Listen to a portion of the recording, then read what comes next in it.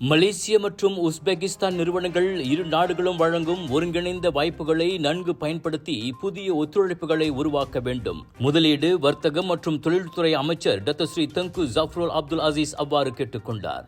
முன்னதாக கோலாலம்பூரில் நடைபெற்ற வணிகத்திலிருந்து வணிகம் B2B மற்றும் அரசாங்கத்திலிருந்து வணிகம் G2B அமர்வுகள் இரு நாடுகள் இடையிலான முக்கிய தொழில்கள் பற்றிய விவாதங்களை எளிதாக்கியதோடு புதிய வியூக ஒத்துழைப்புகளுக்கும் வழிவகுத்ததை அவர் சுட்டிக்காட்டினார். அதன்போது மின்னியல், வாகன தொழில், நீர் மின்சாரம் மற்றும் சூரிய ஆற்றல், ரசாயன தொழில், உணவு தொழில் மற்றும் மருந்து தயாரிப்புகள் உள்ளிட்ட திட்டங்கள் தொடர்பில் இரு நாட்டு நிறுவனங்களுக்கிடையே பல புரிந்துணர்வு ஒப்பந்தங்களும் கையெழுத்தாகின. இந்த நிகழ்ச்சியில் பிரதமர் டாக்டர் ஸ்ரீ அன்வார் இப்ராஹிம் மற்றும் உஸ்பெகிஸ்தான் அதிபர் ஷவுகாட் மிர்சியோயேவ் ஆகியோரும் கலந்து கொண்டனர். 2 நாள் பணி நிமித்த பயணமாக ஷவுகாட் மலேசியா வந்துள்ளார். மலேசியா உற்பத்தி மற்றும் சேவைகளுக்கான முக்கிய மையமாக திகழ்வதோடு சிறந்த உள்கட்டமைப்பு, வலுவான இணைப்பு மற்றும் பல்வேறு துறைகளில் திறமையாளர்களை கொண்டுள்ளது.